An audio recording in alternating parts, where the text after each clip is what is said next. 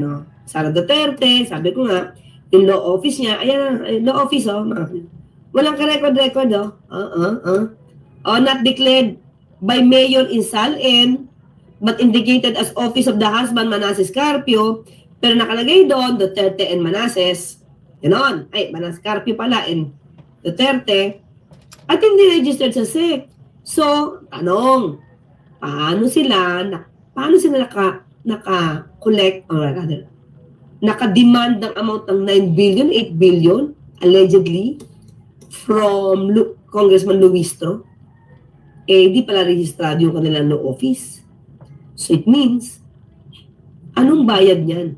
Diba? Sa BIR. So, yun yung ito ba yung mga issues na gusto ng, ito ang gusto siguro nila, mga ka-clear. Itong klaseng ombudsman ang gusto nila. Na dapat hindi sasampahan ng kaso, o masampahan man, dismiss. Ombudsman, 2023 to no evidence that Duterte was involved in family mess. Samantalang, mga ka-clear,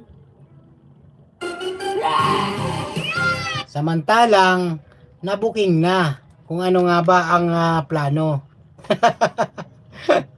Booking na. Pakinggan natin. Ayan sige. Bago tayo doon sa mess na yan, sa family na yan, ito, ito gusto nila, under Ombudsman Martires, no lifestyle checks, less criminal treatment of cases. Ayun niya. Diba? Tapos ito, mga clear. Kita ko to, diba? Walang kaso si Duterte sa family. Pero, isiniwalat naman to during the hearing sa Senate. Everything you need to know about the family pandemic deals scandal. Kasi inako niya yan. Ito paano niyang inako? Pero bakit ang nakasuhan na lang ni Ombudsman Martires? Si Duque sa Kasilaw. Sige, ito mga or economic advisor who reportedly has ties to the Philippine government's biggest supplier of medical goods this pandemic. And the Senate probe, Michael Yang, was linked to Formerly Pharmaceutical Corporation. The firm bagged some 8.68 billion pesos worth of deals for pandemic response last year. But the president sees nothing wrong with the transactions. Imagine mo, alam niya may basbas siya. Pero ang kinasuhan lang ni Ombudsman, si Duque sa Kasilaw. Okay, pakita ko muna, kahit na lang. Para may basehan tayo dito. Dismiss yung kay Duque Lau face labs cover over COVID-19 supplies. Sila lang. Silang dalawa lang.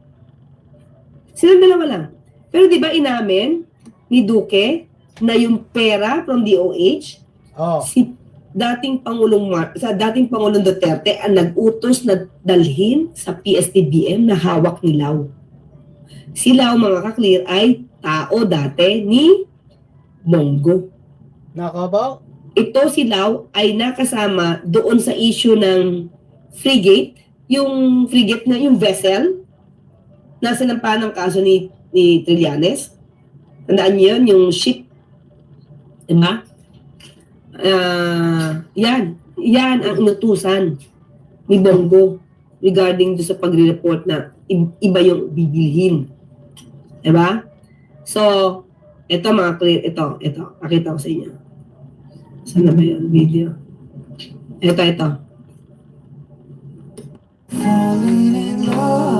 Ayun na nga hantayin nilang pagbabalik ni General Torre. Panigurado mga kababayan. Matatakot sila. Totoo yan. Michael Yang has been in business here in the Philippines for 20 years. Good morning sa lahat. Good morning. Umpisayan dito sa Davao. Ma'am Gian, Akala salamat. ko ba we are inviting investors? That's why I went to China several times to ask them to help us. Investments, yung pera nila, ibuhos mo nila dito para magkaroon tayo. Ako ang nag-utos kay Duque. I want it done immediately.